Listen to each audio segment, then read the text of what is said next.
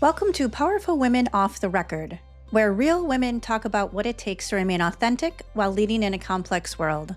I'm your host, Elizabeth Veely. Today I'm joined by Nancy Tucker, president and founder of Thelma and Louise Consulting, LLC. Her firm focuses on human resources consulting, and if you can name the industry, she's probably consulted for it. I am really looking forward to our conversation. I'm so glad you're here. Let's get started. Okay, great. Yes. So tell me. So December of 2000, I got remarried in November of 2000. And prior to that, I was a single parent with two children, Chris, my husband. So we had been dating for 6 years. We had been living in the same state for 4 years. So family blending had happened. I was actually working for a large healthcare organization in Western New York. And I was, what was my title? I'm going to call it Director of Benefits. And I'm going to say, knowing you like director of everything, but go well, ahead. no, it was just Director of Benefits, but it was pretty chaotic. Obviously, it was coming into open enrollment, and I had been having some health issues that I kept just kind of pushing through. I later learned that it was syncope, which is when your body wants to faint, when your blood pressure drops and you basically have the likelihood of fainting. So I had been ignoring that for a while, pressures, not so much wedding, because wedding wasn't a big deal, but just work pressures, family pressures. My sons were very active. They were in crew, they were wrestlers, they were in Boy Scouts, just a lot. So I was doing a presentation for the senior management of this large healthcare organization in a boardroom around a table, and it was sweltering in the room. And the irony is that I can remember to this day exactly what I was wearing. I was wearing a brown pantsuit that had black velvet lapels. And thank goodness I was wearing a pantsuit. So I was presenting to this team, and I said, I'm not feeling well. And I kind of collapsed into the lap of the medical director. So needless to say, when I came to, it was more than a little bit mortifying. They were talking about bringing a gurney to the conference room. I'm like, absolutely not. I'm not getting on a gurney. Wheelchair, maybe. Gurney, no. So we had a COO who had come in and she was originally from New York City. And so I go to the ER, and my boss had been in this meeting, but had left before I fainted.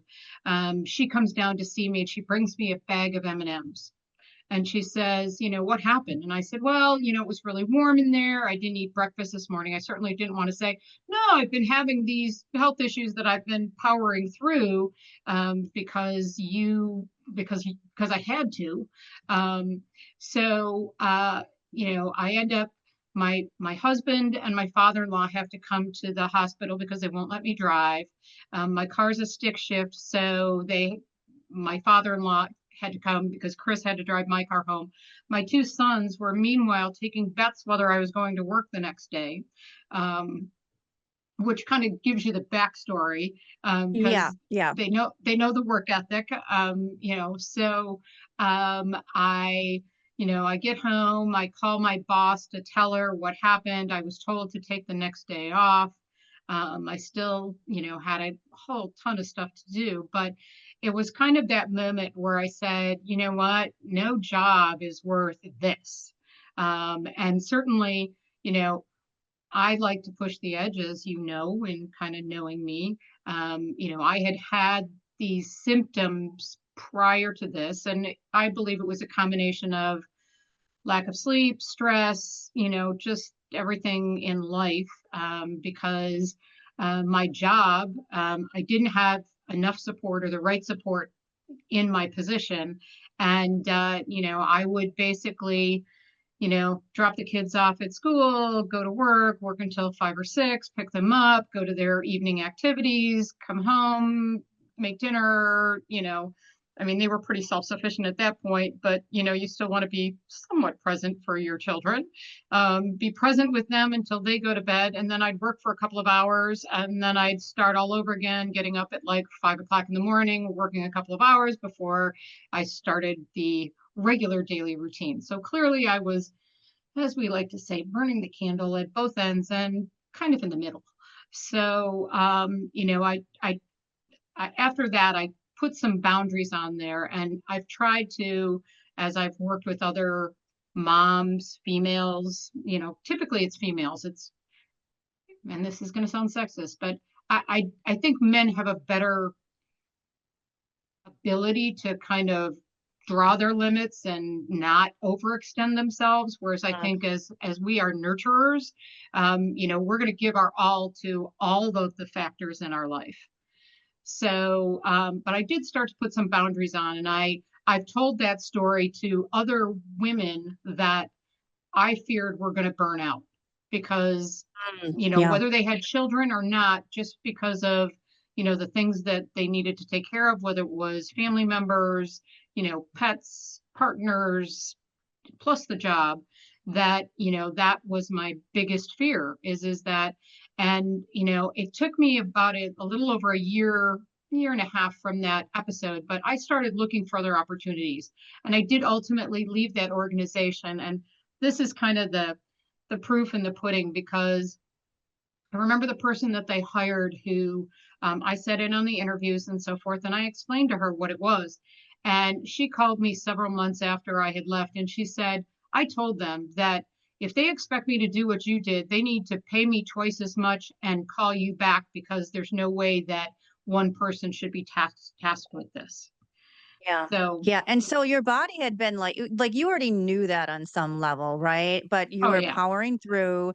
And part of it probably is it looks familiar because you were doing that for so long between, kids and home and work and health. And so it seems like it was your body just put the flat, I mean, literally shut you down, like you would faint. It was it was like, "You're not listening to my little bit." So you got the proverbial 2 by 4 where it was just gonna shut you down like a computer, hit the button and you're down.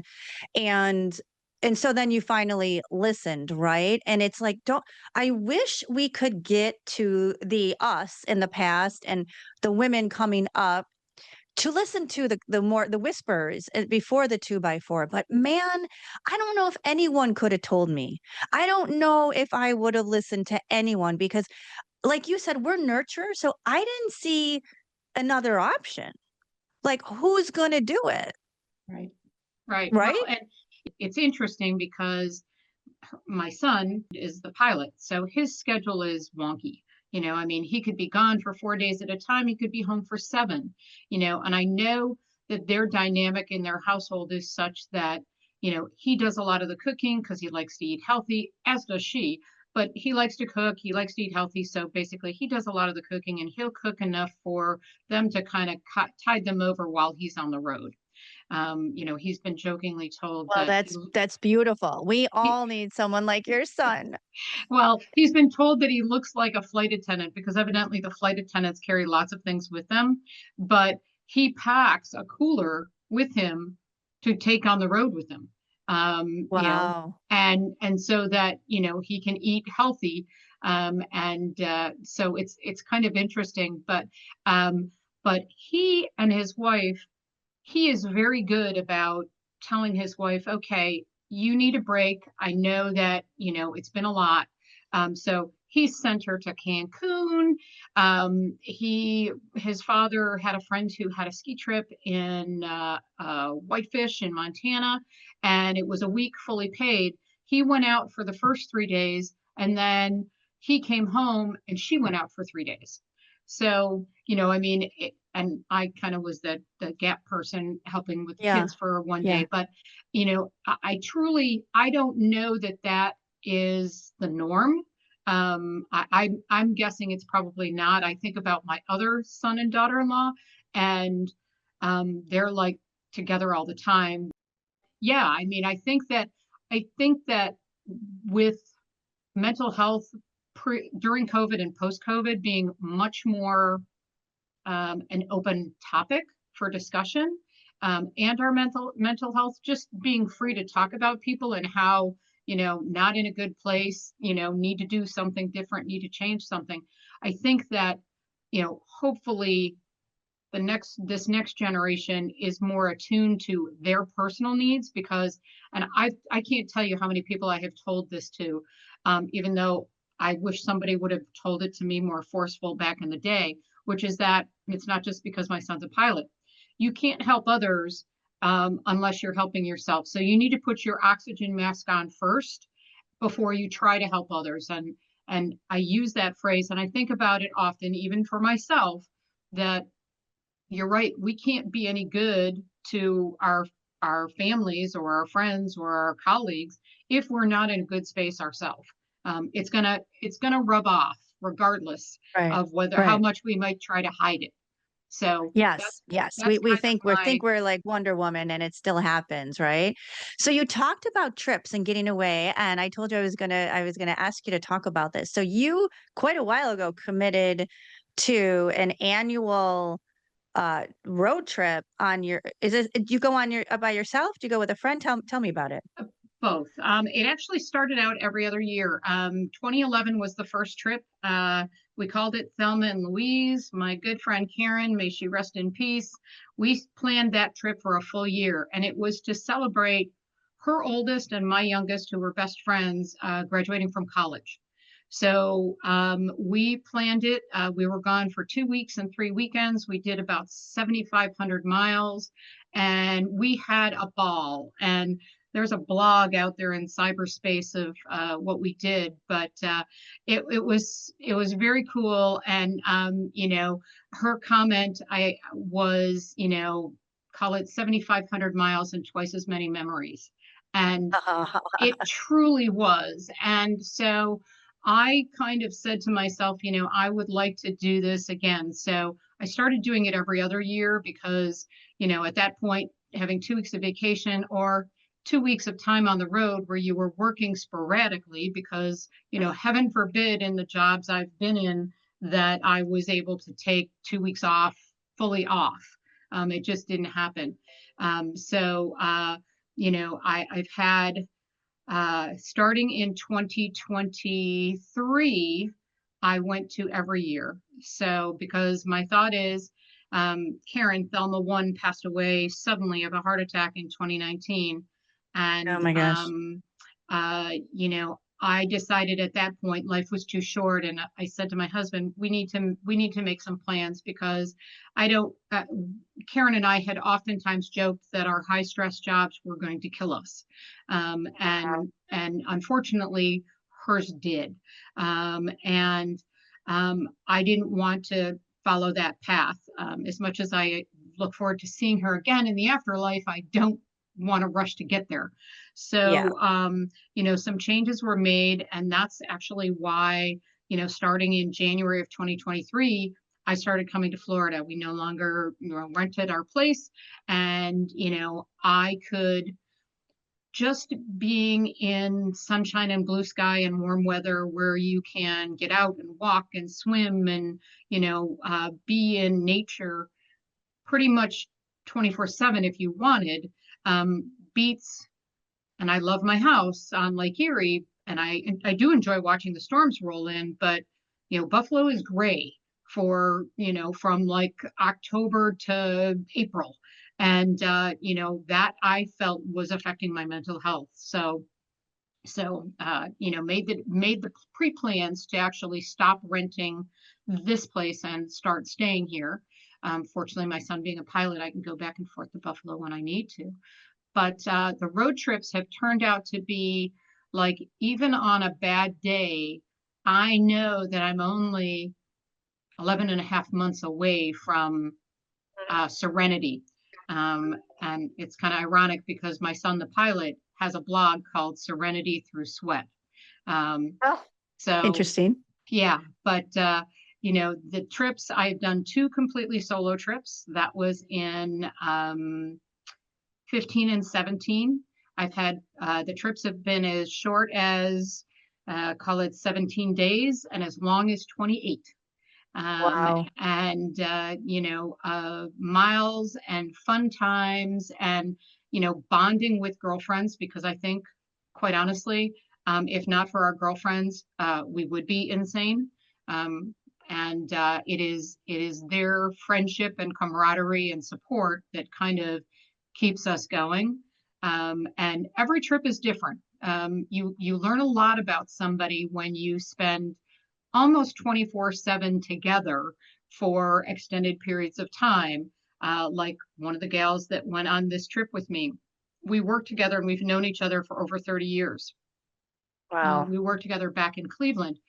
She actually reserved her spot for this year 3 years ago because she knew she was going to be retiring.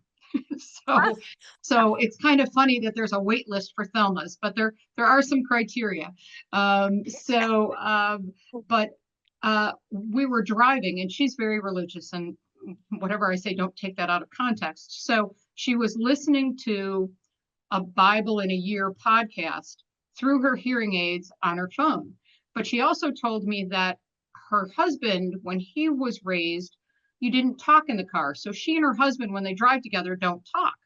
Now, she was with me for 16 days. So, this was kind of a nuance that I had never experienced. I mean, right, right.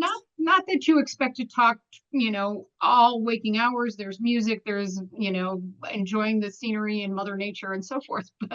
But so other than the fact that occasionally I would see her crossing herself from her podcast, I never 100% knew whether she was just being quiet because that's what she did in the car.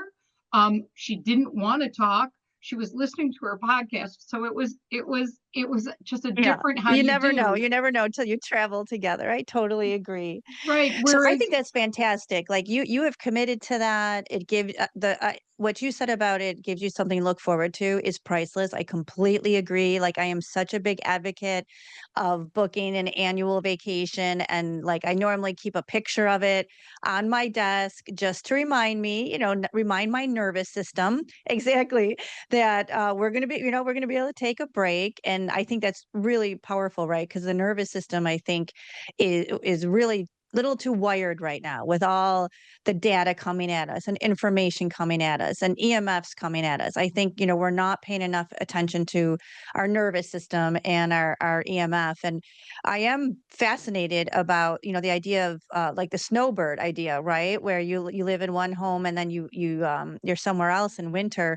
I bet you that's just so good. That's just so healthy for your body to be able to get that change. Do you have tricks, like daily tricks? It might be some way you move your body, it might be something you listen to, it might be something you eat, it might be something weird. We like, what does Nancy do to remind Nancy like of you and your power and who you are? um, it's interesting. I actually have a deck of affirmation cards that I purchased, that I pull one out every day to look at it, which is kind of just a kick off the morning. Okay, keep it light, etc. Things to think about. The other thing is I try to get outside as much as I can, and some days I'll be honest with you, I don't get outside, even though I'm here in Florida. Um, but what I do, and a lot of people don't know this, is I knit. Um, I'm a knitter, and that's the perfect way for me. Like if I'm having a really bad day, I'll walk away from my computer for 10 minutes and I'll go downstairs and knit. Just because it's mindless. I've been doing it for many years, since my grandmother taught me when I was young. So I can just kind of step away from that and whatever it is, and I can just kind of let it go. Um, I those just are want to pause there. The knitting, a few women now have talked about whether it's knitting or crocheting, um, There is something about that for the nervous system, take all gender roles out of it. There is just something about the hands moving creation, right? You are creating something. So you like your second chakra is getting some outlet. There's colors, colors that either I'll speak for myself, that either I picked for myself or I'm creating a gift for someone, right? And so I picked their colors. So there's colors, there's hand movement, the nervous system calms. I think you start breathing deeper. I find it fascinating that I'm going to look into this more because there's something to this for us women. There's a reason it calms our nervous system. I agree. And it's interesting because, I mean, I think back to, my mother and my grandmother and my aunt, we've all been knitters. And, I think back to more so my mom, some of the things that she went through. She was a stay-at-home mom, but my father had some mental illness and some of the challenges that that presented. But there, I agree. The colors, I have a stash of yarn and I've tried not to buy more yarn because unless I have a specific project, something I'm making for somebody because I have so much. But and That happens. I rarely make things for myself. Rarely. It is my forte is kind of baby sweaters and they're custom. My Ah, mom started something back in the day with Christmas stockings that have characters on them and people's names knitted right into them. So I am the go-to person. Like I'm just started one last night for a a, a a family friend's grandson. um, and since my mom passed away in '96, it's me. And yeah. I jokingly say I don't really like doing Christmas stockings because there are a lot of pattern work, and I like to the baby sweaters. Most of them that I make I don't even have to pay attention. I know the pattern. I've done probably hundreds of them. And I had jokingly said that I was going to support myself in retirement with baby sweaters. But I'm not retired yet. And I haven't taken the time to put them on Etsy yet. I love it. I love it. Yeah, there's something to it. I can't believe how many people have said that. So right now in this, phase of your life and there's some stress showing up again. So what like what could you use? I'm thinking of like some terms that came up. Like you talked about girlfriends, and it's really important to have, those female friends that get you, that understand what you're going through. And you also kind of talked a little bit about support, like when you talked about your son and daughter-in-law, how he can actually tell. Like it sounds like he almost can tell when she's getting a little burnt, and so there's someone around her that sees the alarm before she does, maybe, and I've asked some women. I'm curious yours. Is there something that shows up before the physical warnings? Is there something that shows up in you when you're starting to get stressed or something's out of alignment, like whether it's with one of your clients or something that's going on? Something's like, do you feel it in your body somewhere? Do you get like ringing in your ears? Do you like you get a twitch in the eye? Is there any small sign that comes before the big ones come? Um, I don't think so. I mean, yeah, I mean, as we get older, we don't sleep well, so I can't really say it's that. I think that's just, the hormones or lack thereof in our bodies at the point that I'm at. But I can't say that there's any sign for me. I just I know that when I've had enough, it's like, okay, I need to put that oxygen mask on, whether it's take a couple hours, shut down, go knit, go for a walk. I wish I could run. I still have like this thing in the back of my mind that says, you'd really like to do a marathon in your life. And I don't know that my body is going to let me, but, unless I could walk at all. And I'm not sure I Interesting. can walk. 20 some miles and fast enough to do it, but that's okay, because I keep challenging my body in different ways. So, I might have to just accept that one, but, just move, just move. And, you know, uh, take my mind. And music is also very helpful for me. I usually have music playing on my phone when I'm not on meetings, just background music. Sometimes even background TV is okay. I like background noise, but I love working remote. Um, I get so much more done. And you and I are both aware of, how difficult the transition was to remote work and back from remote work. And I understand that. I'm thrilled that my current position is 100% remote because they don't care if I'm in Hawaii or in Buffalo. They could care less. Yeah.